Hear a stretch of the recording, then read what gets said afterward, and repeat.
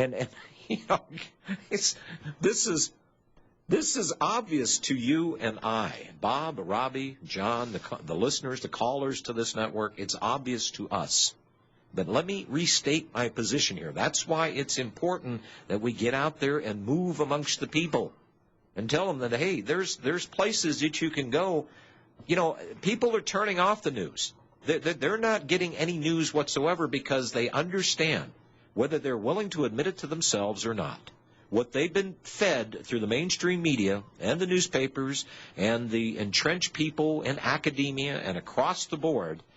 They know they're not hearing the truth. Now, whether they want to admit that to themselves or not, they might not be willing to do that, but what they are doing is tuning out.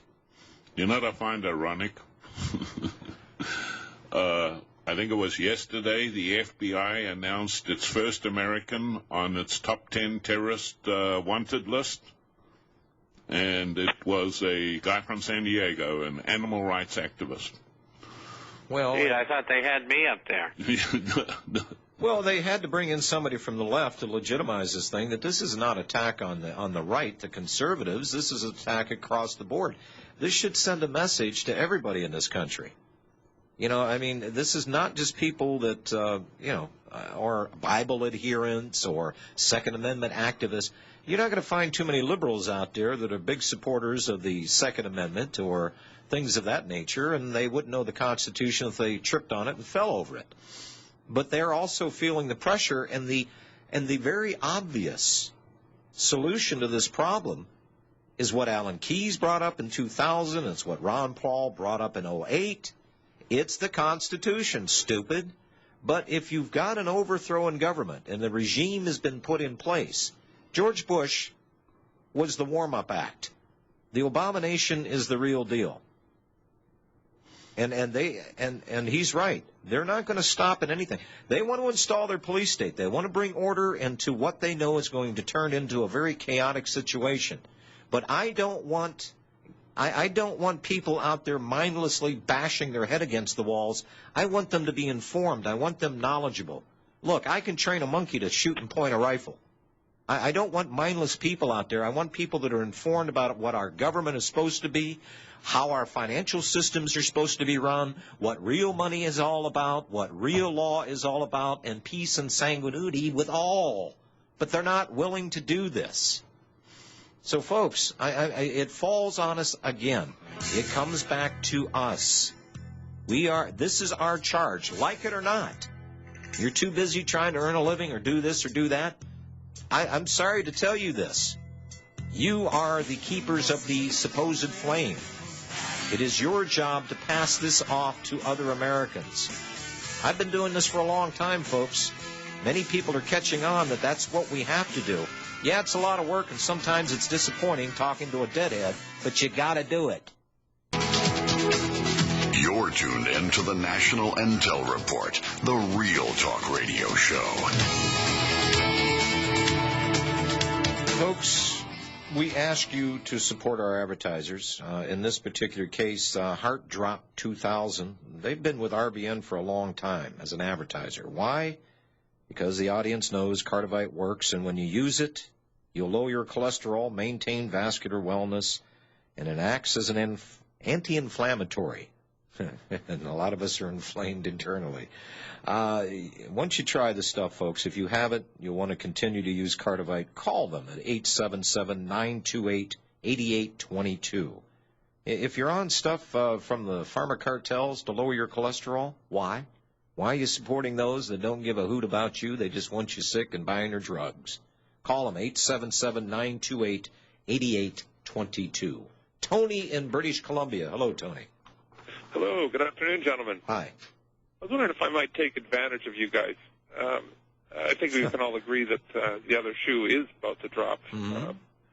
One of the things that I was kind of playing out in my mind is making this assumption that let's say that there is plans afoot to start something up in the Mideast. What would you see happening in the markets? Like, for example, the oil, the metals, U.S. dollar, as a prelude to sort of saying that Goldman Sachs was in on the news, what we might see happening. Bob? I don't know, Robbie. What do you think on that one? Well, I think the likelihood of a Israeli military strike on Iran right now is better than 75%. How that's going to play out is another question.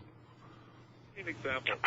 Rob, I think they're only waiting until the U.S. gives them the go-ahead. And I think the U.S., if you watch the troop movements, they're moving. They have over 200,000 troops now, including mercenaries in Afghanistan.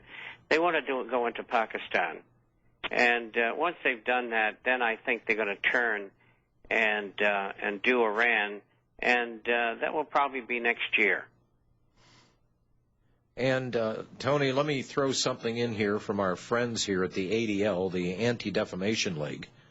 They just did a recent phone survey. They released this information yesterday. They surveyed 1,200 American Jews, and their survey showed that 58% support Israel striking Iran's nuclear facilities should diplomatic and economic measures fail. Well, you just saw what happened. Robbie's got the story on eaglesup.com. It's on republicbroadcasting.org. Ahmadinejad at this conference. Oh, well, people just had to walk out. Obama didn't support the statements made by Ahmadinejad. Well, they were true.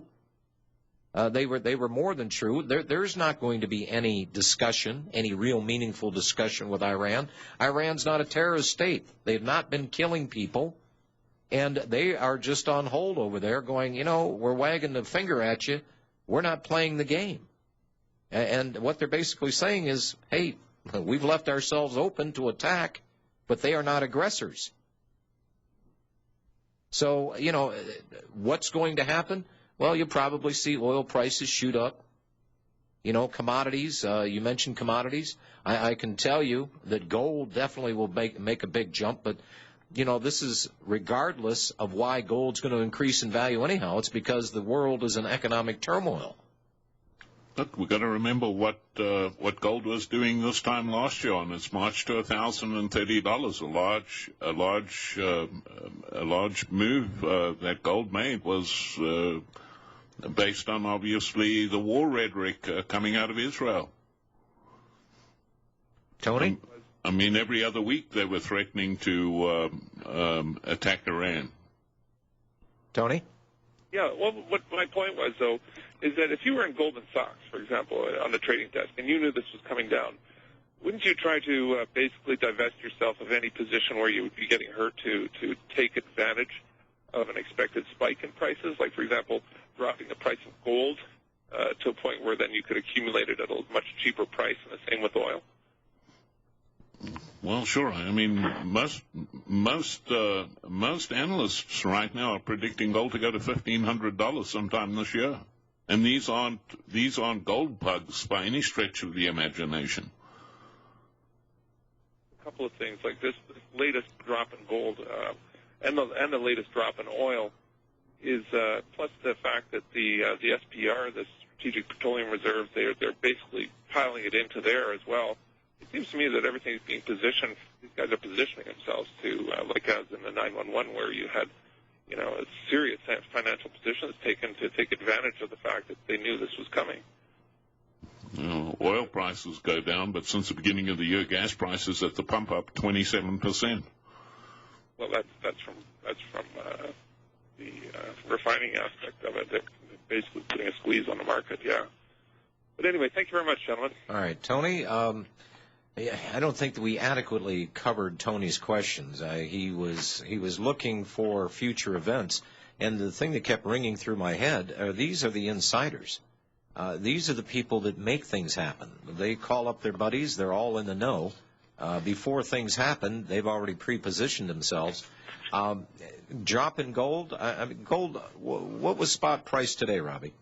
882. 882, and it's been floating between 930 and 870, and But if you look at overall performance of gold, where has it gone in the last couple of years? And yes, they are sitting on it. They are suppressing it. Are they buying it up? We see the rumors that the IMF is there's going to be 400 tons of gold sold. To whom? This is the first time that we've had gold that is deliverable? You know, and how long, Robbie? That's a question, because the demand and the consumption of gold is far outstripping the ability of mines. Mining production's been in decline for the last few years. I don't know how many years. Bob must probably know. But I think this year we're running at a deficit of 500 metric tons. Well, and what was it? And let's explore this for a second here, because what we were told a couple of years ago, remember when gold was bouncing around 400 and some change, and then around 500, they said, well, you know, gold's got to go to a certain point to make it profitable for us to mine.